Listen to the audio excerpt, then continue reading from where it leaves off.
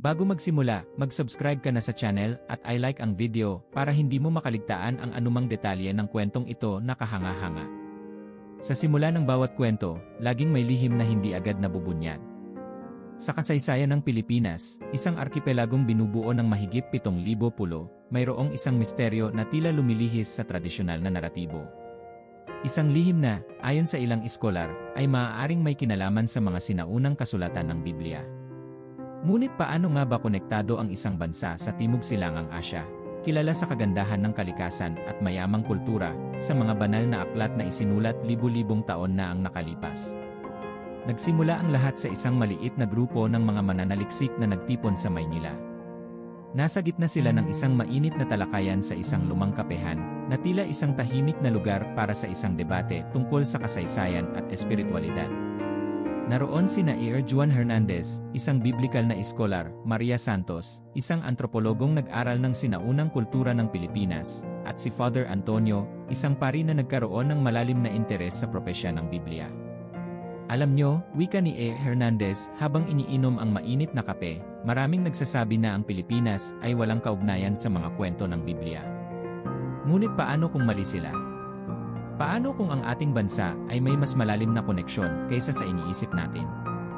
Paano mo masasabi yan? Tanong ni Maria, nakakunot ang noo, halatang nag-isip ng malalim. Walang tuwirang pagbanggit sa Pilipinas sa anumang kasulatan. Ngumiti si Father Antonio.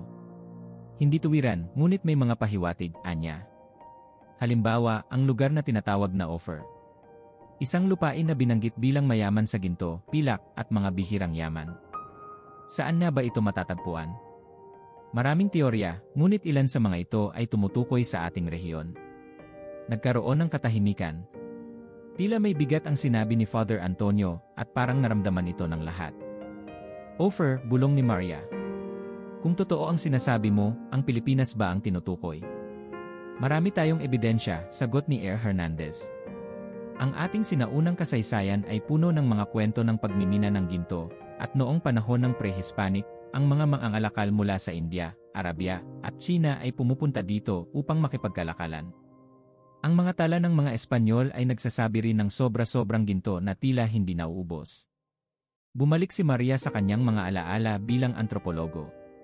Naalala niya ang mga sinaunang artifact na nahukay nila sa Cebu at Mindanao, mga alahas at kasangkapang yari sa purong ginto, gawa bago pa dumating ang mga Espanyol.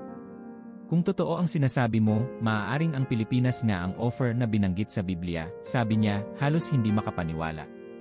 At hindi lang iyon, dagdag ni Father Antonio. May mga pahiwatig na ang ating mga ninuno ay maaaring mga inapo ni na Jeff at Cam, dalawang anak ni No na bumuo ng iba't ibang lahi at kultura. Kung ganoon, ang ating bansa ay nagdadala ng isang bihirang halo ng mga linya ng dugo mula sa dalawang makapangyarihang sanga ng sangkatauhan. Ngunit paano ito napatunayan? Tanong ni Maria. Napakaraming haka-haka, ngunit kakaunti ang matitibay na ebidensya. Dito pumasok si Hernandez, inilabas ang isang makapal na libro na puno ng mga tala. Iyan ang dahilan kung bakit tayo narito, sabi niya. Marami pa tayong kailangang tuklasin. Ngunit naniniwala akong makakakita tayo ng mga koneksyon na magdudulot ng kakaibang liwanag sa ating kasaysayan. Ang grupo ay nagpatuloy sa kanilang diskusyon, tila nakalimutan ang oras. Ang usapan ay umabot sa mga ruta ng kalakalan ng mga sinaunang Pilipino, ang mayamang kultura bago dumating ang mga Kastila, at ang kakaibang pananampalatayang dala ng mga ninuno. Ang kasaysayan ng Pilipinas ay parang isang nakatagong mapa, ani Father Antonio, habang nagmamasid sa kalangitan na nagsisimula ng magdilim. Isang mapa na naghihintay lamang na mabuksan. Kung totoo nga ang ating hinala, tayo ay nakatayo sa isang lupain na may malalim na koneksyon sa mga propesya ng Diyos. Ang mga salita ni Father Antonio ay nagdulot ng kakaibang pakiramdam sa grupo. Ang malamig na simoy ng hangin ay tila nagdala ng bulong ng kasaysayan, mga kwento ng nakaraan na tila nagmumula sa mga alon ng karagatan na pumapaligid sa arkipelago.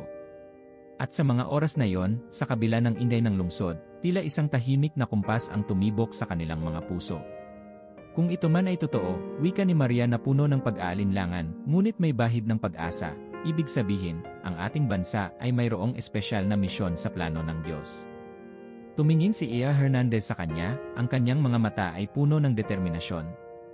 Hindi lamang ito isang teorya, sabi niya. Ito ay isang paghahanap ng katotohanan na maaaring baguhin ang ating pananaw sa kasaysayan ng ating bansa. Ang tanong na lamang ay, handa ba tayong tuklasin ang lihim na ito? Sa pagtatapos ng gabi, ang grupo ay nagkita-kitang muli, puno ng bagong sigla at pananabik. Ang kanilang susunod na hakbang ay pag-aralan ang pinagmulan ng mga tao ng Pilipinas. Sila ba'y talagang mga inapo ni Jeff at Cam? At kung ganoon, anong mga ebidensya ang maaari nilang tuklasin upang patunayan ang kanilang hinala?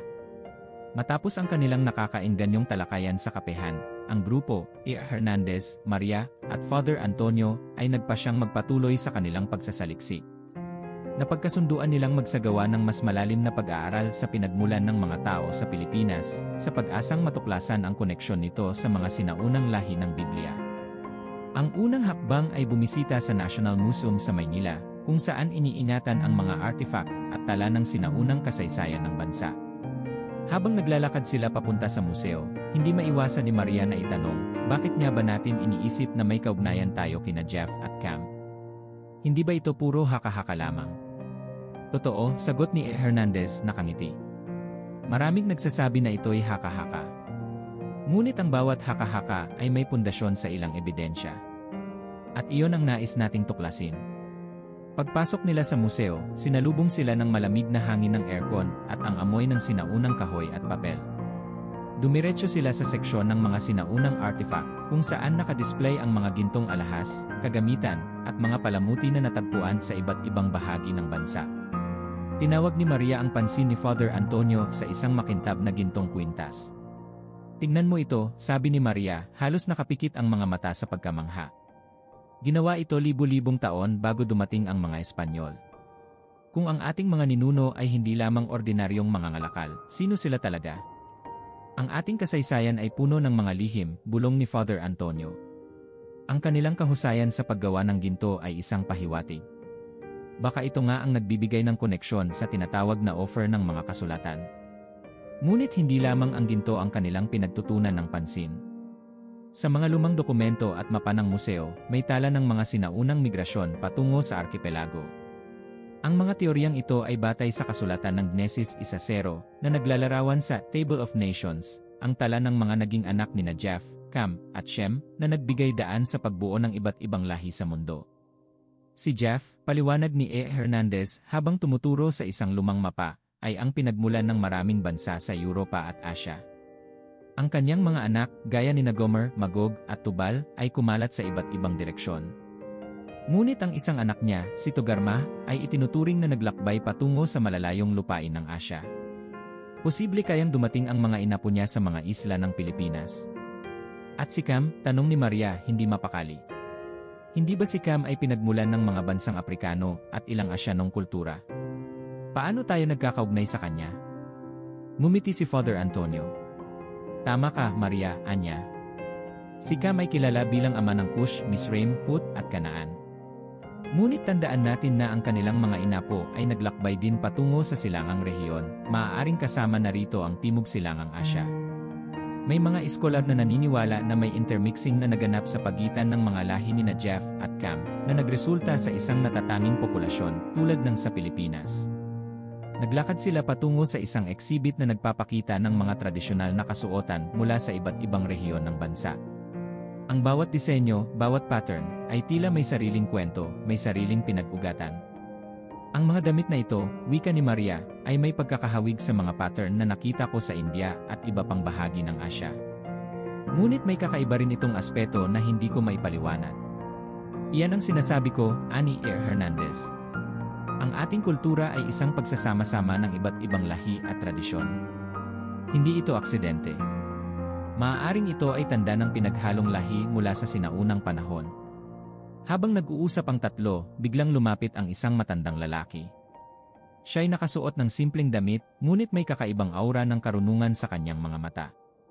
Narinig ko ang inyong pinag-uusapan, sabi ng matanda. Ako si Mang Ramon, isang tagapag-alaga ng mga lumang dokumento rito. Kung nais niyong malaman ang mas malalim na kwento, mayroong mga sinaunang tala na hindi madalas makita ng publiko. Nagkatinginan sina Hernandez at Father Antonio, puno ng pag-aalinlangan, ngunit may halong pananabik. Bakit mo ito sinasabi sa amin? Tanong ni Father Antonio. Marami nang nagtangkang alamin ang lihim na ito, sagot ni Mang Ramon, mabigat ang boses. Ngunit tila kayo'y may layunin na higit pa sa karaniwang mananaliksik. Sumama kayo sa akin. Dinala sila ni Mang Ramon sa isang maliit na silid sa likuran ng museo. Doon, kinuha niya ang isang lumang aklat na nababalutan ng alikabok at itinapat ito sa mesa. Binuksan niya ang pahina kung saan nakasulat ang mga tala tungkol sa sinaunang migrasyon ng mga tao sa Timog Silangang Asya. Ayon sa dokumentong ito, sabi ni Mang Ramon habang tinuturo ang isang bahagi ng teksto, ang mga sinaunang tao ng rehiyon ay nagmula sa dalawang pangunahing lahi. Isang lahi na may ugat sa Hilagang Asya, at isang lahi na naglakbay mula sa mga lupain ng Aprika. May mga ulat ng kanilang pakikipag-ugnayan sa mga mangangalakal mula sa gitnang silangan. Kung tama ito, wika ni E. Hernandez, ang ating teorya ay maaaring totoo. Ang Pilipinas ay posibleng naging isang sentro ng pagkikita ng mga inapo ni na Jeff at Cam.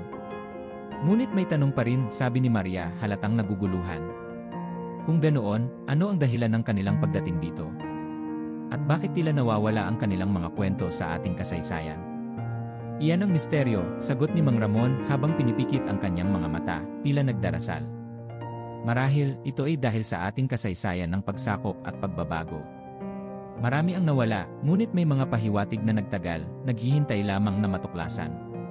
Habang lumalabas sila sa silid na yon, puno ng mga bagong impormasyon, ang grupo ay tila nakatapak sa isang bagong landas ng pagtuklas. Ang susunod nilang hakbang ay alamin ang misteryo ng Ophir, isang lugar ng kayamanan, ginto, at yaman.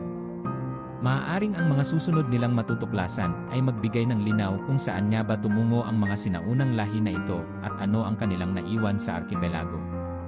Pagkatapos ng kanilang pagbisita sa National Museum, si E. Hernandez, Maria, at Father Antonio ay muling nagtipon sa isang tahimik na silid sa bahay ni Father Antonio. Sa gitna ng mesa ay nakalatag ang mga tala, mapa, at mga dokumento na kanilang nakuha mula sa kanilang pananaliksik. Ang lahat ng ito ay tila nagtuturo sa isang lugar na binanggit sa Biblia na kilala sa kayamanan nito, Ophir. Bakit napakahalaga ng Ophir? Tanong ni Maria, habang tinititigan ang isang sinaunang mapa na may mga marka ng lumang ruta ng kalakalan. Ano ang mayroon sa lugar na ito na nagbigay daan sa mga alamat at misteryo na bumalot dito? Ang Ophir, sagot ni E. Hernandez, tila nalulunod sa kanyang sariling pag-isip, ay tinutukoy sa mga kasulatan bilang isang lupain ng kayamanan, puno ng ginto, pilak, at mga bihirang yaman. Ang mga barko ni Haring Solomon ay ipinadala roon, at bumabalik sila pagkatapos ng 3 taon, puno ng mga yaman na nagdagdag sa karangyaan ng kanyang kaharian. Nagpatuloy siya, ipinapakita ang isang tala mula sa Isa-Hari 10 oras 22 minuto. Tuwing 3 taon, ang mga barko ni Solomon ay bumabalik mula sa Ophir, dala ang ginto, pilak, mga elepante, at mga bihirang hayop. Isipin mo ito, dagdag ni Father Antonio. Isang lugar na pinagmumulan ng napakaraming yaman. Ngunit sa lahat ng teorya tungkol sa lokasyon ng Ophir, walang nakasisiguro kung saan talaga ito matatagpuan. Ang ilan ay nagsasabi na nasa Aprika ito, ang iba'y naniniwala na nasa Timog Amerika. Ngunit paano kung ito'y nasa ating rehiyon? Nakita ni Maria ang pagkislap sa mata ni E. Hernandez. Bakit mo iniisip na ito'y Pilipinas? Tanong niya, diretsyo sa punto. Hindi lamang dahil sa kasaysayan ng ating bansa sa ginto, sagot ni E. Hernandez, ngunit pati na rin sa ating sinaunang pakikipagkalakalan. May mga tala ng mga Insik at Arabo na dumarating sa ating mga pulo, bago pa man dumating ang mga Espanyol, at palaging binabanggit ang ginto. Tila ba ang ating mga ninuno ay hindi kailanman nauubusan ng ginto? Habang pinag-uusapan nila ito, inilabas ni Maria ang isang maliit na piraso ng ginto na kanyang nakuha mula sa isang lumang koleksyon ng pamilya. Ito ay galing sa aking lolo, wika niya. Sabi nila, ito'y minana pa mula sa mga ninuno. Tingnan mo ang ukit, mukhang kakaiba, hindi ba? Kinuha ito ni Father Antonio at tinitigan ang mga ukit. Hindi ito katulad ng karaniwang disenyo, anya. Parang may simbolo ito na hindi ko pa nakikita. Baka ito ay may kinalaman sa sinaunang mga ritual o kalakalan. At kung ito nga ay bahagi ng mga yaman ng Ophir, tanong ni Maria, may halong pagtataka at pag-asa. Kung totoo ito, hindi lamang natin binabago ang ating pananaw sa kasaysayan, kundi pati na rin sa ating lugar sa mundo. Marami pang dapat tuklasin, sagot ni E. Hernandez. Ngunit may mga makasaysayang tala na maaari nating balikan. Ang mga kronika ng mga Espanyol, halimbawa, ay nagsasabi ng napakaraming ginto sa ating mga pulo. Sa mga sinaunang salaysay, ang mga alahas at kasangkapan ay yari sa purong ginto, at tila walang limitasyon ang yaman ng ating lupain. Bigla may kumatok sa pinto. Isa itong matandang lalaki, may dalang isang maliit na bowl na tila puno ng alikabok at lumang amoy. Ako si Lolo Pedro, anya, bahagyang nakayuko bilang tanda ng paggalang. Narinig kong pinag-uusapan niyo ang tungkol sa offer. Baka gusto ninyong makita ito. Nagtaka ang tatlo. Ano po ang dala ninyo? Tanong ni Father Antonio. Binuksan ni Lolo Pedro ang bowl. Sa loob nito ay may mga lumang dokumento at piraso ng ginto na may kakaibang anyo. Ito ay iniwan ng aking mga ninuno, sabi ni Lolo Pedro. Sinasabi nila na ito ay bahagi ng kayamanang nagmula sa isang lugar na tinawag nilang offer. Hindi ko alam kung ano ang ibig sabihin nito, ngunit marahil kayo ang nakakaalam. Tila natulala si Air Hernandez habang tinitignan ang mga dokumento. Ito ay hindi pangkaraniwang sulat, bulong niya.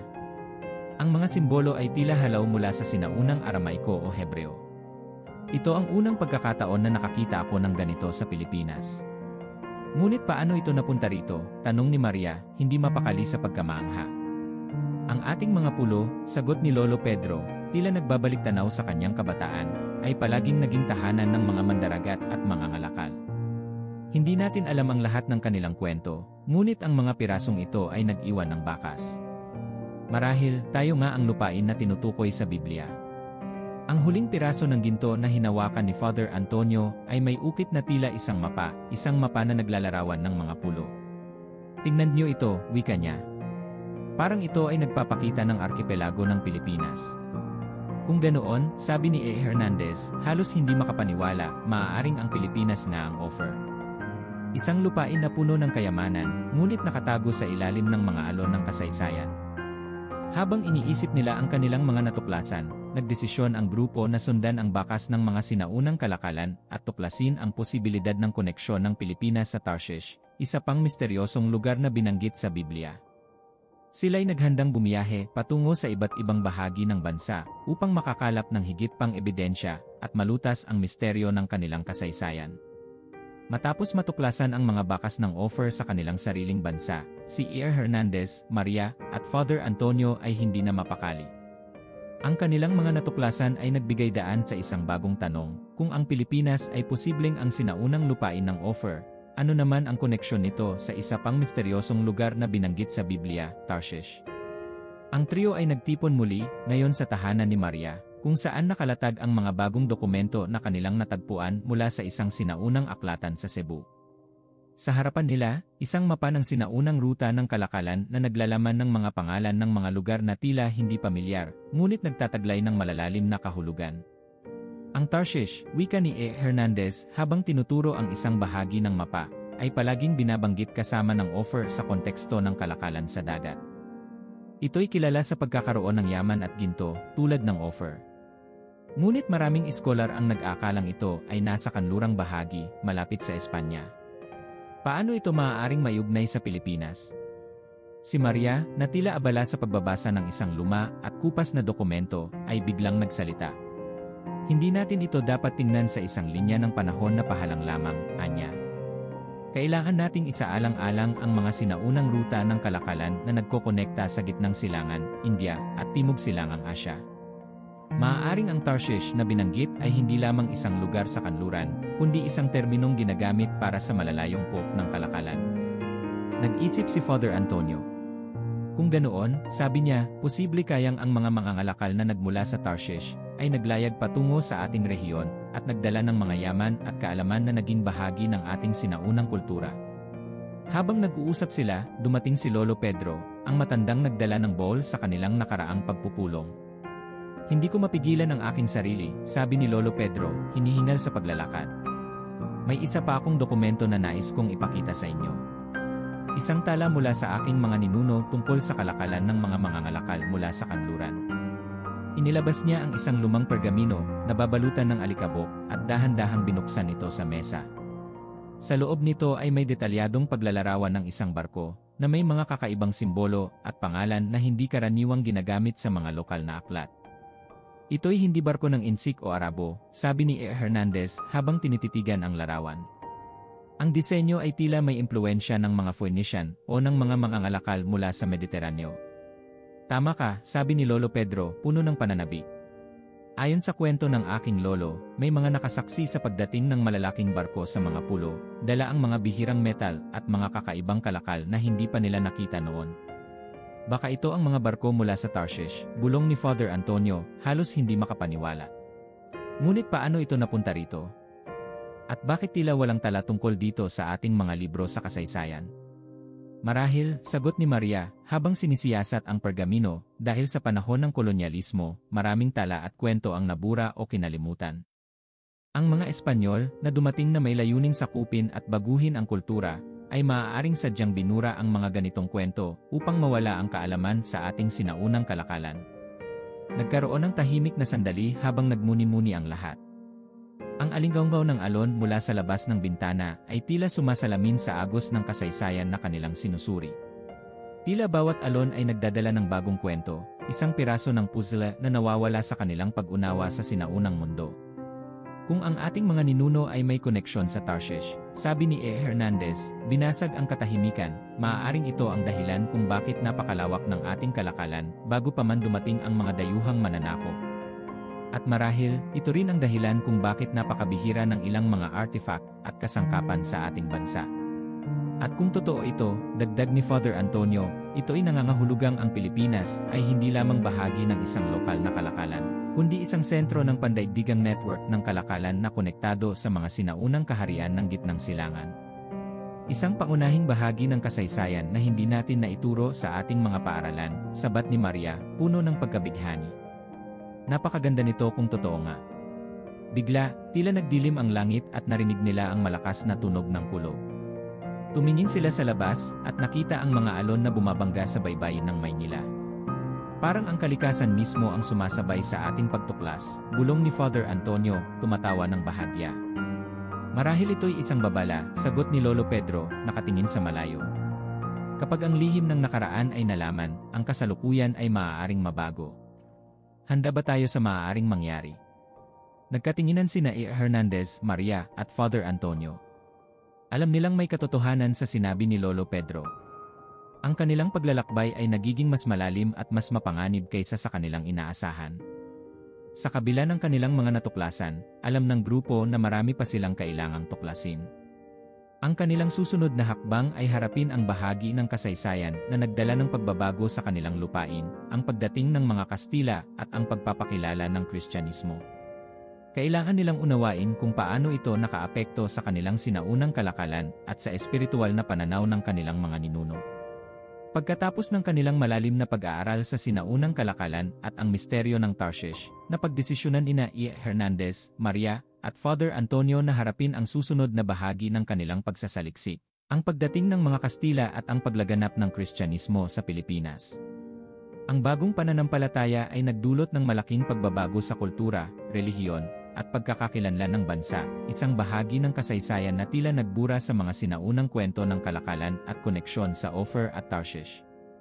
Nasa simbahan ni Father Antonio ang grupo, isang lumang gusali na itinayo noong panahon ng mga Kastila. Ang mga pader nito ay puno ng mga mural at larawan ng mga santo, isang patunay ng malalim na impluensya ng Katolisismo sa bansa. Naupo sila sa harap ng altar, ang liwanag ng araw ay dumadaan sa mga stained glass na bintana, nagkukulay sa kanilang mga mukha. Ito ang simula ng malaking pagbabago, ani Father Antonio habang nakatingin sa malaking krus na nakasabit sa harapan ng simbahan. Ang pagdating ng mga Kastila ay nagdala ng krus at espada. Ang ating mga ninuno ay ipinakilala sa pananampalatayang Kristiyano, ngunit may kapalit itong pagkawala ng mga sinaunang tradisyon. Maraming nawala, dagdag ni E. Hernandez. Ang ating mga kwento, ang ating kalakalan, at ang ating pagkakakilanlan. Ngunit sa parehong pagkakataon, ang Kristyanismo ay naging bahagi ng ating bagong pagkakakilanlan bilang isang bansa. Nag-isip si Maria, tinitignan ang mga imahe ng mga santo na nakapinta sa kisam. Kung ganito kalalim ang pagbabago na dala ng mga Kastila, tanong niya, paano natin mapapanatili ang ideya na ang Pilipinas ay may sinaunang koneksyon sa mga lugar tulad ng Ophir at Tarshish? Hindi ba ito parang pagsasalungat? Hindi kailanman salungat, sagot ni Father Antonio, tumayo mula sa kanyang upuan. Ang pananampalatayang Kristiyano ay maaaring nagsilbing tulay, isang paraan upang mapanatili ang espiritual na koneksyon ng ating mga ninuno sa Diyos. Isipin mo, maraming bahagi ng Biblia ang naipasa sa atin dahil sa pagdating ng mga Kastila. Sa isang paraan, ang mga propesya tungkol sa mga bansang may malalim na pananampalataya ay maaaring nagkatotoo sa pamamagitan ng ating bagong pananampalataya. Habang nag-uusap sila, lumapit ang isang matandang babae, may dalang rosaryo. Father, sabi ng matanda, nakatingin kay Father Antonio, may dala akong isang lumang kwento na nais kong ibahagi. Ito'y mula pa sa aking lola, na sinasabing nagmula sa mga sinaunang Tagalog bago dumating ang mga Espanyol. Nagkatinginan sina Ia Hernandez at Maria, tila nasasabik sa maaaring kwento. Ano po iyon, Lola? Tanong ni Maria. May kwento ang aming lahi, simula ng matanda habang inuupo siya ni Father Antonio, na bago pa dumating ang mga dayuhan, may mga mangangalakal na pumupunta rito mula sa malalayong lugar. Ang mga ito'y may dalang mga kwento ng isang Diyos na makapangyarihan, at sinasabi nila na kami ay pinili upang maging tagapagdala ng liwanag sa silangan. Nang dumating ang mga Kastila at ipinakilala sa amin si Kristo, marami sa aming mga ninuno ang naniwala na ito'y ang katuparan ng matagal ng mga propesya. Napanganga si Ia Hernandez. Kung ganoon, wika niya, ang mga sinaunang Pilipino ay maaaring mayroong ideya tungkol sa Diyos bago pa man dumating ang mga misyonero. Maaaring ang Kristyanismo ay hindi lamang ipinakilala, kundi tinanggap bilang isang bagay na matagal nang hinihintay. Iyan na ang aking iniisip, sabi ni Father Antonio. Ang ating pagtanggap sa pananampalatayang Kristiyano ay mabilis at buo. Sa isang rehiyon na puno ng iba't ibang relihiyon, ang Pilipinas ay naging isang bastion ng Kristyanismo. At ngayon, tayo ang pinakamalaking bansang Kristiyano sa Asya. Nakangiti si Maria, ngunit may halong pag-aalala. Ngunit bakit tila nawala ang ating sinaunang kasaysayan, tanong niya. Kung tayo ay may koneksyon sa Ophir at Tarshish, bakit hindi ito itinuro sa atin? Dahil ang kasaysayan ay isinulat ng mga nanalo, sagot ni E. Hernandez, malungkot ang tono. Ang ating mga sinaunang kwento ay maaaring sinadya o hindi sinadyang mabura. Ngunit hindi ibig sabihin na ito'y naglaho na. Ang ebidensya ay nandito pa rin, nakatago sa ating mga alamat, sa ating kultura, at marahil sa ating pananampalataya. Habang nag-uusap pa sila, biglang pumasok ang isang batang lalaki, tumatakbo at hinihinal. Father Antonio, sigaw niya, may natuklasan po kami sa ilalim ng lumang simbahan sa tabi ng ilog. Mga sinaunang artifact na tila hindi bahagi ng panahon ng mga Kastila. Nagkatinginan ang tatlo, puno ng pagtataka at pananabik. Ito na marahil ang susunod na bahagi ng ating pagtuklas, sabi ni Father Antonio. Baka ito ang patunay na hinahanap natin. Sa kanilang bagong paglalakbay, nagdesisyon ang grupo na bisitahin ang lugar ng bagong tuklas. Ang natagpuan sa ilalim ng lumang simbahan ay maaaring magbigay linaw sa kanilang teorya tungkol sa sinaunang kalakalan at pananampalataya ng mga Pilipino. Ngunit higit pa rito, kailangan nilang harapin ang kwento ng diaspora ng mga Pilipino, isang misyonaryong espiritu na tila nagpatuloy hanggang sa modernong panahon. Matapos ang nakakagulat na balita mula sa batang lalaki tungkol sa natuklasang mga sinaunang artifact, nagmadali sina E. Hernandez, Maria, at Father Antonio patungo sa lumang simbahan sa tabi ng Ilog Pasig. Ang kanilang mga isip ay puno ng katanungan, ano kaya ang matatagpuan nila sa lugar na iyon? At paano kaya ito maiugnay sa kanilang mga natuklasan tungkol sa sinaunang kalakalan at pananampalataya? Pagdating nila sa lugar, sinalubong sila ng grupo ng mga manggagawa at mga lokal na historian na abala sa paghuhukay. Sa ilalim ng lumang estruktura, may nakita silang mga artifact na tila hindi bahagi ng panahon ng mga Espanyol. Ang mga ito iyari sa ginto at may kakaibang disenyo na hindi karaniwang nakikita sa mga museo. Ito ba ay mga sinaunang alahas? Tanong ni Maria habang hawak ang isang piraso ng gintong kwintas na may kakaibang ukit. Mukhang ganoon, sagot ni E. Hernandez habang masusing sinusuri ang mga detalyadong disenyo. Ngunit ang mga ukit ay mayroong simbolismo na tila mula sa ibang kultura. Maaaring ang mga ito ay bahagi ng isang sinaunang ruta ng kalakalan na kumonekta sa iba't ibang bahagi ng Asya at gitnang silangan. Habang abala sa pagsusuri, dumating si Lolo Pedro, may dalang bagong balita. Mayroon pa akong kwentong nais ibahagi sa inyo, sabi niya, nakangiti. Ito'y tungkol sa ating mga ninuno na naglakbay sa malalayong lupain bago pa man dumating ang mga dayuhan. Sila'y tinawag na mga mandaragat ng kaluluwa, mga taong nagdala ng kanilang pananampalataya sa ibang bansa. Mga mandaragat ng kaluluwa, tanong ni Father Antonio, tila nagulat. Ano ang ibig sabihin nito? Ang ating mga ninuno, paliwanag ni Lolo Pedro, ay hindi lamang mga mangangalakal. Sila'y nagdala rin ng kanilang paniniwala sa ibang mga pook na kanilang narating. Ang mga unang Pilipino, kahit bago pa man dumating ang Kristyanismo, ay tila may espiritual na misyon na ipalaganap ang kabutihan at pananampalataya. Nagkatinginan sina Air Hernandez at Maria. Kung totoo ito, sabi ni Maria, tila may koneksyon ito sa kasalukuyang diaspora ng mga Pilipino. Sa ngayon, higit sa 10 milyong Pilipino ang nasa ibang bansa, at karamihan sa kanila ay patuloy na isinusulong ang kanilang pananampalataya. Tama ka, Maria, sabi ni Father Antonio habang naglalakad palibot sa paligid ng simbahan. Ang diaspora ng mga Pilipino ay parang isang modernong bersyon ng mga sinaunang mandaragat ng kaluluwa. Sila ay naglalakbay, nagtatrabaho, ngunit sa bawat sulok ng mundo, dala nila ang kanilang pananampalataya at kultura. Habang nag-uusap, lumapit si Ana, isang nurse na kakarating lang mula sa Middle East. Siya'y umuwi upang bisitahin ang kanyang pamilya at narinig ang balita tungkol sa mga natuklasan. Narinig ko ang inyong pinag-uusapan, sabi ni Ana, medyo nag-aalangan. Bilang isang Nevi, nakikita ko kung paano kami nagiging ilaw sa mga bansang walang kalayaan sa pananampalataya. Maaari mo bang ikwento sa amin ang iyong karanasan? Tanong ni Air Hernandez, interesado. Naman, sagot ni Ana habang nauupo sa tabi ng grupo. Sa ospital na pinagtatrabahuhan ko sa Saudi Arabia, hindi kami maaaring magdaos ng pampublikong pagsamba. Ngunit kami, mga Pilipino, ay lihim na nagtitipon sa mga bahay upang magdasal at magpuri sa Diyos. Sa kabila ng panganib, patuloy naming pinapakita ang aming pananampalataya, at marami sa aming mga kasamahan mula sa ibang bansa ang nagiging interesado at sumasali sa aming mga panalangin. Si Father Antonio ay napangiti, tila puno ng pag-asa. Napakagandang pakinggan ang iyong kwento, Ana, sabi niya. Ang inyong lakas ng loob at pananampalataya ay parang katuparan ng sinasabi sa Biblia na ang Ebanghelyo ay ipapahayag sa lahat ng bansa bago ang wakas. Tila nga ganoon, sagot ni Ana, may luha sa kanyang mga mata. At kahit mahirap ang aming buhay sa ibang bansa, nararamdaman ko ang lakas ng ating pananampalataya na nagbibigay sa amin ng layunin. Habang nagpatuloy ang kanilang usapan, dumating ang ilang miyembro ng simbahan upang ipagdiwang ang kanilang misa. Maraming Pilipino ang bumalik mula sa ibang bansa upang makasama sa pista ng simbahan, dala ang kanilang mga kwento ng pakikibaka at tagumpay sa ibang lupain. Ito ang tunay na kaluluwa ng ating bayan, ani E. Hernandez, habang pinagmamasdan ang pagtipon ng mga tao. Ang Pilipinas, kahit saan man mapunta ang mga tao nito, ay nagdadala ng ilaw ng pananampalataya.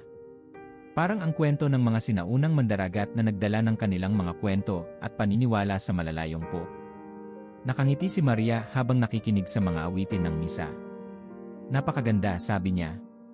Isipin mo, mula sa sinaunang kalakalan ng Ophir at Tarshish, hanggang sa pagdating ng mga Kastila, at ngayon, sa diaspora ng mga Pilipino, ang ating bansa ay parang patuloy na nakatakdang magdala ng liwanag sa mundo. Ngunit bigla, tila may kakaibang panginginig sa lupa. Ang lahat ay napatingin sa paligid, at narinig nila ang tunog ng alon na tila bumabangga sa baybayin ng mas malakas kaysa dati. Ano yon? Tanong ni Ana, halatang nag-aalala. Parang may paparating na bagyo, sabi ni Father Antonio, nakatingin sa malayo. Ngunit ito'y tila kakaiba. Parang may sinasabi ang kalikasan. Si Lolo Pedro, na nakatayo sa tabi, ay tila nagbalik tanaw. Ang ating mga ninuno, bulong niya, ay naniniwala na kapag ang kalikasan ay nagagalit, ito ay babala o paalala mula sa mga espiritual na puwersa. Marahil, ang ating pagtuklas sa mga lumang lihim ay nagbukas ng pinto na hindi natin naintindihan. Nagkatinginan ang grupo, puno ng kaba at pagtataka. Alam nilang ang kanilang paghahanap ay hindi lamang tungkol sa kasaysayan, kundi isang espiritual na paglalakbay na maaaring may mas malalim na kahulugan. Habang nagmamadaling naghahanda ang mga tao para sa paparating na bagyo, ang grupo ay nagdesisyon na magtuloy sa kanilang pananaliksik tungkol sa koneksyon ng Pilipinas sa Israel. Marahil, ang kanilang suporta at espesyal na relasyon sa Israel ay bahagi ng mas malawak na plano sa propesya ng Diyos. Sa kabila ng lumalakas na hangin mula sa paparating na bagyo, si E. Hernandez, Maria, at Father Antonio ay muling nagtipon, ngayon sa tahanan ni Father Antonio. Sa gitna ng kanilang pag-uusap, ang kanilang pananaliksik ay tila nagbukas ng bagong pinto, isang koneksyon na hindi lamang nakatali sa kalakalan at kasaysayan, kundi pati na rin sa espiritual na aspeto ng relasyon ng Pilipinas sa Israel. Sa kasaysayan, simula ni E. Hernandez, habang inilalapag ang mga tala sa mesa, ang Pilipinas ay may natatanging relasyon sa Israel na hindi karaniwang natatalakay. Alam niyo ba na tayo ang tanging bansa sa Asya na bumoto pabor sa pagbuo ng Estado ng Israel noong 1947? Sabi ni Maria, bahagyang naguguluhan. Pero bakit mahalaga yon? Maraming bansa ang bumoto, bakit espesyal ang sa atin?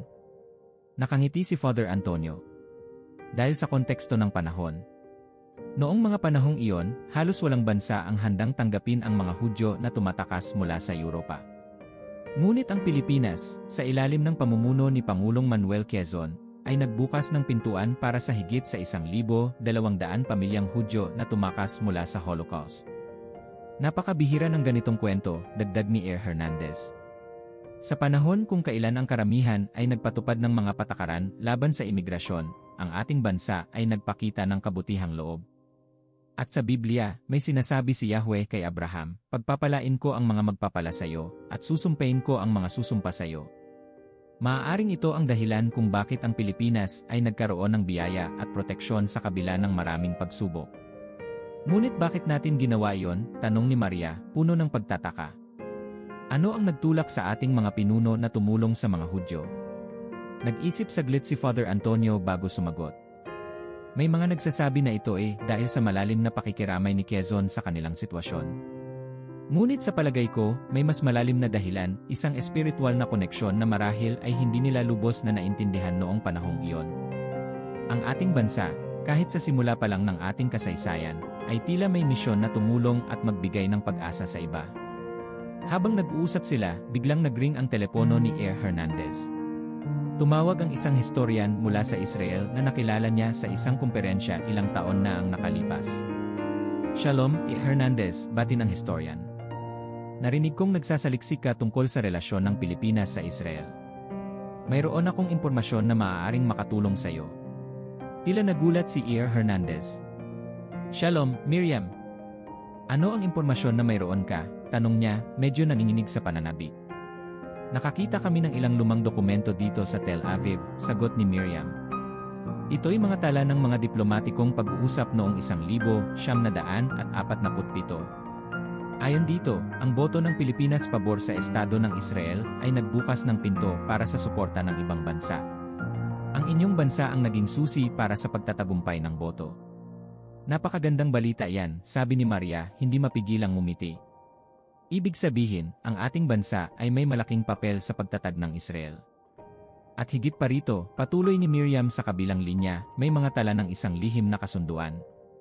Ang ilan sa inyong mga diplomat ay naniniwalang ang kanilang suporta ay bahagi ng isang espiritual na misyon, isang katuparan ng mga propesya mula sa aklat ng Genesis. Nagkatinginan sina E. Hernandez at Father Antonio, tila hindi makapaniwala. Ito na nga ang hinahanap nating koneksyon, sabi ni Father Antonio, halos bulong. Ang ating bansa, sa kabila ng pagiging maliit at nasa gilid ng pandaigdigang politika, ay tila bahagi ng mas malawak na plano ng Diyos. Ngunit ano ang ibig sabihin nito para sa ating kasalukuyan? Tanong ni Maria, puno ng katanungan. Ang ating suporta sa Israel noon, paano ito konektado sa ngayon? Nakangiti si E. Hernandez, puno ng pananampalataya. Maaaring ang ating pagsuporta sa Israel ay isa sa mga dahilan kung bakit ang Pilipinas ay patuloy na pinagpapala sa kabila ng mga hamon. At ngayon, may milyon-milyong Pilipino sa diaspora, marami sa kanila ay nasa gitnang silangan, kasama ang Israel. Parang isang katuparan ng propesya na ang ating bansa ay magiging tagapagdala ng ebanghelyo sa pinakamalayong sulok ng mundo. Sa sandaling iyon, tila humina ang hangin sa labas. Parang nagkaroon ng katahimikan na nagpuno sa buong silid, at naramdaman ng grupo ang bigat ng kanilang pagtuklas.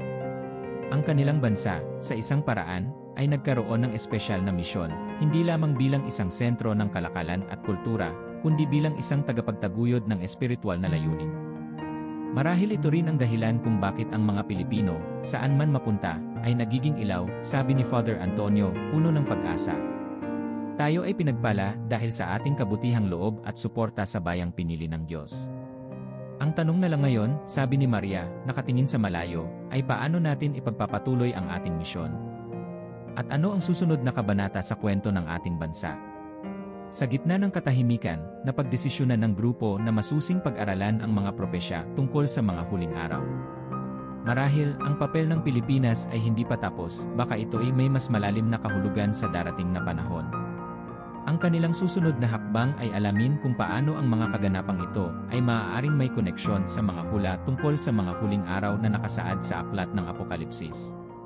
Pagkatapos ng kanilang talakayan tungkol sa relasyon ng Pilipinas sa Israel, napuno ng pag-asa at pananabik ang grupo. Pakiramdam nila ay parang nasa dulo na sila ng isang matagal na paghahanap. Ngunit may isang huling kabanata sa kanilang pananaliksik na kailangan nilang harapin, ang posibilidad na ang Pilipinas ay may papel sa mga huling araw na binanggit sa Biblia. Sa loob ng tahanan ni Maria, nakaupo ang tatlo sa paligid ng isang malaking mesa na puno ng mga aklat, mapa, at dokumento. Ang silid ay tila tahimik, ngunit ang atmosfera ay puno ng isang hindi maipaliwanag na enerhiya. Marami nang tumutukoy sa ating bansa bilang isang lupang pinili, isang lugar na may espesyal na misyon, simula ni E. Hernandez, nakatingin sa mapa ng Pilipinas. Ngunit paano ito maiugnay sa mga hula sa aklat ng Apokalipsis at sa mga huling araw? May nabasa akong talata sa Apokalipsis 7:9, sabi ni Father Antonio habang binubuksan ang kanyang Biblia. Ito ang sinasabi, pagkatapos nito ay nakita ko ang isang napakalaking grupo ng tao na hindi kayang bilangin mula sa bawat bansa, lahi, bayan, at wika, nakatayo sa harap ng trono at ng kordero. Kung ang ating diaspora ay kumakalat sa bawat sulok ng mundo, hindi kaya tayo'y bahagi ng propesya na ito. Napangiti si Maria habang tinitignan ang kanyang telepono, kung saan may mga mensahe mula sa kanyang mga kaibigan na nagtatrabaho sa iba't ibang bahagi ng mundo. Napakaraming Pilipino sa diaspora, sabi niya. Sila'y nasa Middle East, Europa, Amerika, at kahit sa mga lugar na napakahirap pasukin ng mga tradisyonal na misyonaryo, nandoon ang mga Pilipino, dala ang kanilang pananampalataya. Isang modernong misyonaryong hukbo, dagdag ni E. Hernandez, puno ng paghanga. At hindi ito aksidente. Parang tayo'y inilagay ng Diyos sa mga puk na ito upang ipahayag ang ebanghelyo bago ang pagdating ng mga huling araw. Nagkaroon ng katahimikan. Ang tanging tunog ay ang mahinang pag-ihip ng hangin mula sa labas, na tila bumubulong ng isang mensahe mula sa kalangitan. Kung totoo ang iniisip natin, sabi ni Father Antonio, tila nagdadasal, ang ating bansa ay hindi lamang naging tagapagdala ng ebanghelyo, kundi maaaring isang tagapaghanda ng daan para sa pagbabalik ni Kristo. Ang ating pagiging tapat sa pananampalataya at suporta sa Israel ay maaaring bahagi ng plano ng Diyos. Ngunit paano natin mapapatunayan ito? Tanong ni Maria, puno ng pag-aalinlangan. Maraming bansa ang nagsasabing sila'y may espesyal na misyon. Paano natin masasabing iba ang sa atin? Nag-isip si E. Hernandez, tila humihingi ng karunungan mula sa Diyos. Marahil ay wala tayong konkretong ebidensya, sabi niya, tahimik ngunit puno ng kumpiyansa. Ngunit ang ating kwento, mula sa Ophir at Tarshish, hanggang sa ating aliyana sa Israel at ang ating diaspora, ay tila isang kwento ng pagsunod at tapat na pananampalataya. At sa kasaysayan ng mga huling araw, ang mga bansang tulad ng sa atin ay maaaring maging bahagi ng malaking tagpo. Sa Mateo 24:14 na, dagdag ni Father Antonio, binabasa mula sa Biblia, sinabi ni Jesus, ang mabuting balita ng kaharian ay ipapangaral sa buong mundo bilang patotoo sa lahat ng mga bansa, at pagkatapos ay darating ang katapusan. Kung ito'y totoo, tayo'y maaaring maging bahagi ng katuparan ng propesyang ito. Sa sandaling iyon, biglang nagring ang telepono ni Maria. Tumawag si Ana, ang nurse na nakausap nila noong nakaraang linggo, na bumalik na sa gitnang silangan. Maria, sabi ni Ana, puno ng emosyon, kailangan mong malaman ito. Mayroon kaming lihim na pagtitipon dito at napakaraming tao ang sumama. Hindi lamang mga Pilipino, kundi pati na rin mga taga-Iran, Iraq at Saudi Arabia. Ang kanilang pananampalataya ay tila nag-umapaw at sinasabi nila na ang mga Pilipinong Kristiyano ang nagbigay inspirasyon sa kanila. Nagkatinginan ang grupo, halos hindi makapaniwala. Parang ang mga talata sa Apokalipsis, bulong ni Father Antonio. Isang napakalaking grupo mula sa lahat ng bansa, lahi at wika. Maaaring ito na nga ang simula. At ang ating papel, tanong ni E. Hernandez, nakangiti. Tila tayo ang nagiging ilaw, ang tagapagdala ng mabuting balita sa pinakamalayong sulok ng mundo.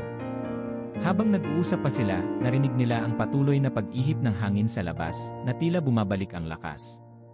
Ang kalikasan ay parang sumasabay sa kanilang pagtuklas, isang paalala na ang mundo ay patuloy na nagbabago, at ang kanilang misyon ay may kaugnayan sa pagbabago ng kasaysayan. Marahil, sabi ni Maria, nakatingin sa malayo, ito'y isang paalala na ang ating bansa, sa kabila ng ating kahinaan at mga pagsubok, ay pinili upang magdala ng liwanag bago dumating ang kadiliman ng huling panahon. Tumayo si Father Antonio, itinataas ang kanyang kamay, tila nagdarasal. Ama, bulong niya, salamat sa pagbibigay sa amin ng pag-unawa sa aming misyon. Tulungan mo kaming maging matatag sa pananampalataya, at gawin ang aming bahagi sa plano mo. Sa kanilang pagtitipon, naramdaman nila ang bigat at halaga ng kanilang mga natuklasan. Ngunit alam nila na kailangan nilang magpatuloy, sapagkat ang huling bahagi ng kanilang kwento ay malapit nang magsimula. Ang kanilang susunod na hakbang ay harapin ang mga hamon ng geopolitika, at alamin kung paano ang posisyon ng Pilipinas sa Asya ay maaaring maging susi sa mga kaganapan ng huling panahon. Sa mga nakalipas na linggo, matapos ang kanilang malalim na pagsasaliksik at mga nakakagulat na tuklas, naramdaman nina E. Hernandez, Maria, at Father Antonio na parang nakatayo sila sa gitna ng isang napakalaking larawan.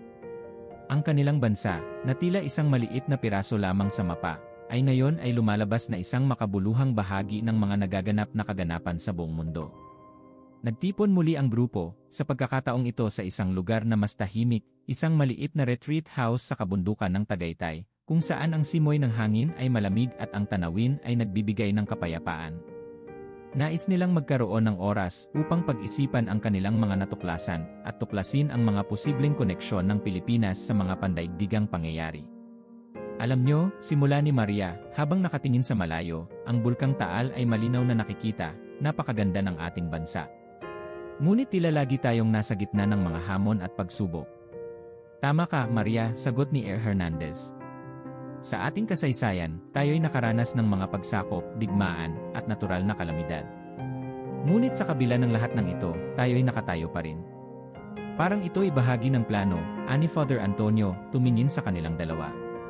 Marahil, ang ating mga pagsubok ay paghahanda para sa mas malaking papel sa darating na panahon. Habang pinag-uusapan nila ang kanilang mga haka-haka, naglabas si E. Hernandez ng isang mapa na ipinapakita ang mga pangunahing alyansa at relasyon ng Pilipinas sa ibang mga bansa. Tignan niyo ito, wika niya, itinuturo ang mga ruta ng kalakalan at ang mga posisyon ng base militar ng Estados Unidos sa bansa. Ang ating bansa ay nasa gitna ng isang napakahalagang rehiyon sa Timog Silangang Asya. Isang strategic na lugar na nagbibigay sa atin ng kapangyarihang maging tulay sa pagitan ng silangan at kanluran. Ang ating relasyon sa Estados Unidos at Israel, dagdag ni Father Antonio, ay tila isang mahalagang aspeto. Ang Pilipinas ay naging matatag na kaalyado ng mga bansang ito, na parehong may malalim na koneksyon sa kasaysayan at propesya ng Biblia. Ngunit hindi ba ito nagdadala rin ng panganib? Tanong ni Maria, halatang nag-aalala. Sa panahon ngayon, ang tensyon sa rehiyon ay tumataas. Ang mga hidwaan sa South China Sea, ang pag-agawan sa mga teritoryo, at ang pakikialam ng mga malalaking bansa, hindi ba ito maaaring maging simula ng mas malaking digmaan? Nagkaroon ng tahimik na sandali habang iniisip ng grupo ang kanilang mga posibilidad. Ang hangin sa labas ay tila nagdala ng bulong ng alon mula sa malayo, isang paalala ng kapangyarihan ng kalikasan at ng mga puwersang hindi nila kontrolado. Marahil ito ang ating hamon, sabi ni E. Hernandez, puno ng determinasyon. Sa gitna ng mga alitang ito, ang Pilipinas ay maaaring tawagin upang maging isang tagapamagitan, isang bansang nagdadala ng mensahe ng kapayapaan at pananampalataya.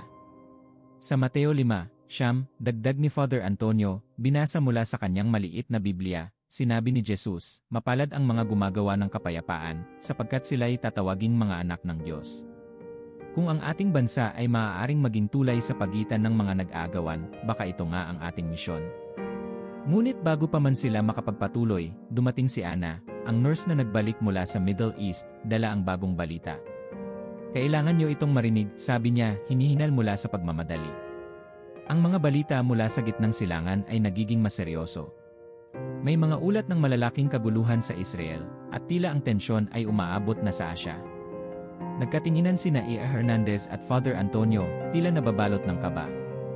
Ito na nga ang ating kinatatakutan, sabi ni E. Hernandez, halos bulong. Ang mga kaganapan ay tumutugma sa mga talata sa aklat ng Apokalipsis. At tayo, bilang kaalyado ng Israel, ay maaaring maipit sa gitna ng mga ito. Ngunit hindi tayo dapat matakot, sabi ni Father Antonio, puno ng tapang at pananampalataya. Ang ating bansa ay pinagpala dahil sa ating pagtitiwala sa Diyos at sa ating kabutihang loob sa ibang bayan. Kung tayo'y tatawaging maging bahagi ng mga huling araw, ito'y isang karangalan at hindi isang sumpa. At ano ang ating gagawin? Tanong ni Maria, puno ng pag-aalinlangan. Paano natin haharapin ang mga hamon na ito? Nakangiti si A.R. Hernandez, tumingin sa kanilang dalawa. Gagawin natin kung ano ang palagi nating ginagawa, sagot niya. Magkakaisa tayo, magdarasal, at magtiwala sa plano ng Diyos. Dahil sa kabila ng lahat ng hamon, ang ating bansa ay patuloy na naging ilaw sa kadiliman, at hindi ito magbabago ngayon. Habang bumabalik sila sa lungsod, puno ng mga bagong pag-asa at paninindigan, alam nilang malapit na nilang tapusin ang kanilang paghahanap. Ang huling kabanata ay darating na, ang kanilang pagninilay sa lahat ng kanilang natuklasan, at ang pag-asam sa hinaharap ng Pilipinas sa espiritual na plano ng Diyos. Haharapin nila ang mga tanong, ano ang magiging papel ng Pilipinas sa huling araw? At paano sila maaaring maging bahagi ng dakilang plano na nakasaad sa Biblia? Sa kanilang pagbabalik mula sa Tagaytay, pakiramdam nina A. Hernandez, Maria, at Father Antonio ay tila bumibigat. Hindi ito dala ng pagod, kundi ng bigat ng kanilang mga natuklasan. Sa loob ng maraming linggo, binaybay nila ang kasaysayan, sinaliksik ang mga sinaunang propesya, at hinarap ang mga tanong na matagal nang iniwasan ng mga iskolar. Ngayon, naramdaman nilang nasa harap na sila ng isang katotohanang hindi na nila maaaring itanggi. Ang Pilipinas ay maaaring may espesyal na papel sa plano ng Diyos para sa mga huling araw. Nagtipon sila sa simbahan ni Father Antonio, isang lugar na nagdala sa kanila ng kapanatagan at inspirasyon sa simula pa lang ng kanilang paglalakbay. Naupo sila sa harap ng altar, kung saan ang ilaw ng kandila ay nagbigay ng malambot na liwanag sa kanilang mga mukha. Sa dami ng ating natuklasan, wika ni A. Hernandez, binabasa ang kanyang mga tala, tila mahirap paniwalaan na lahat ng ito ay pawang mga pagkakataon lamang. Mula sa sinaunang koneksyon ng ating bansa sa Ophir at Tarshish, hanggang sa ating suporta para sa Israel, at ang hindi matatawarang impluensya ng ating diaspora, parang lahat ng ito ay bahagi ng isang plano. Isang plano na itinakda ng Diyos, dagdag ni Father Antonio, nakangiti habang tumitingin sa krus. Tila napaka-espesyal ng ating bansa. Isipin mo, tayo ang naging kanlungan para sa mga Hudyo noong panahon ng Holocaust. Tayo rin ang nagdala ng ebanghelyo sa mga malalayong pok sa pamamagitan ng ating mga bayi, kahit sa mga lugar na hindi madaling abutin ng mga misyonaryo. Nag-isip si Maria, tahimik na nakatingin sa bintana, pinagmamasdan ang mga bituin na nagsimulang lumitaw sa kalangitan. Ngunit bakit tayo, tanong niya, halos bulong, ngunit sapat na para marinig ng dalawa. Bakit ang Pilipinas ang pipiliin?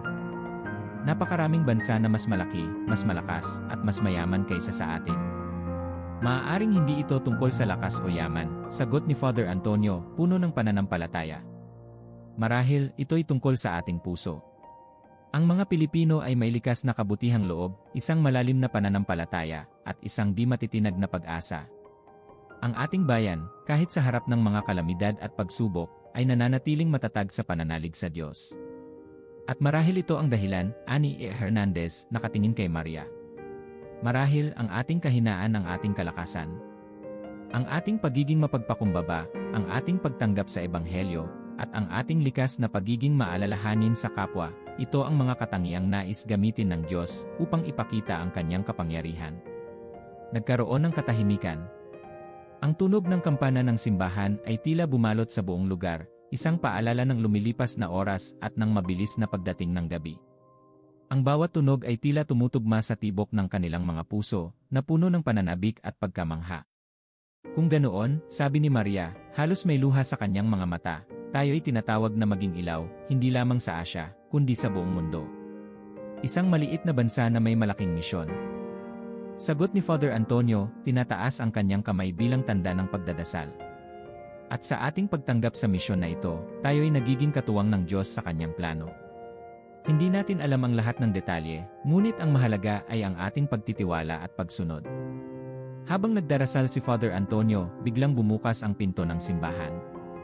Pumasok si Ana, dala ang balita mula sa kanyang mga kaibigan sa gitnang silangan. May bago akong balita, sabi niya, halos nanginginig sa emosyon. Ang aming mga lihim na pagtitipon doon ay patuloy na lumalaki. Hindi lamang mga Pilipino ang dumarating, kundi pati na rin ang mga lokal na mamamayan. Tila nagkakaroon ng muling pagkabuhay ng pananampalataya sa mga lugar kung saan ito'y matagal nang ipinagbabawal. Nakangiti si Air Hernandez, puno ng pag-asa.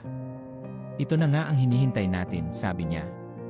Ang ating mga kababayan, sa kabila ng kanilang pakikibaka, ay nagiging instrumento ng Diyos upang ipalaganap ang kanyang salita sa pinakamalayong lugar.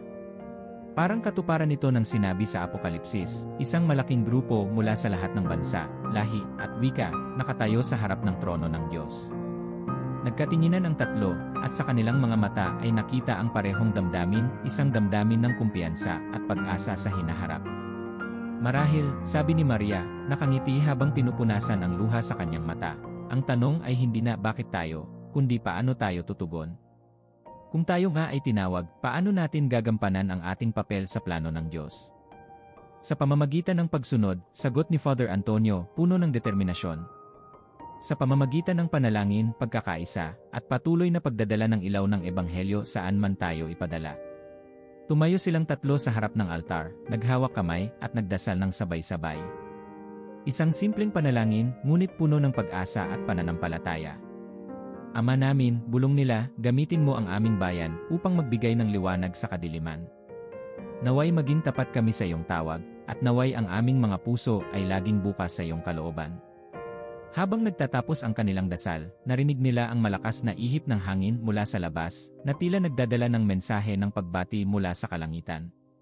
Ang kampana ng simbahan ay muling tumunog, ngunit sa pagkakataong ito, ang tunog ay tila mas maliwanag, mas masigla. Naglakad sila palabas ng simbahan, puno ng pag-asa at pananabik sa hinaharap. Alam nilang ang kanilang paghahanap ay hindi lamang tungkol sa nakaraan, kundi tungkol din sa hinaharap na hinahanda ng Diyos para sa kanila at para sa kanilang bayan.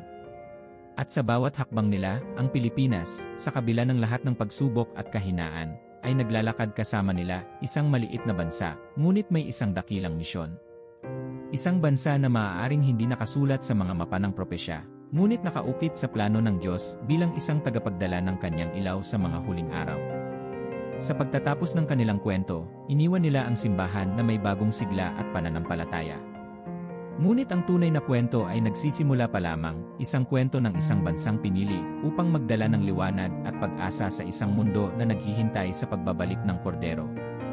Kung nakarating ka hanggang dulo ng video, mag-iwan ka ng komento gamit ang salitang sikreto, liwanag. Ito ay para malaman namin kung sino ang mga sumubaybay sa buong kwento at nakasama sa pagtuklas ng posibleng papel ng Pilipinas sa mga propesya ng Biblia. Naghihintay kami sa inyong mga komento.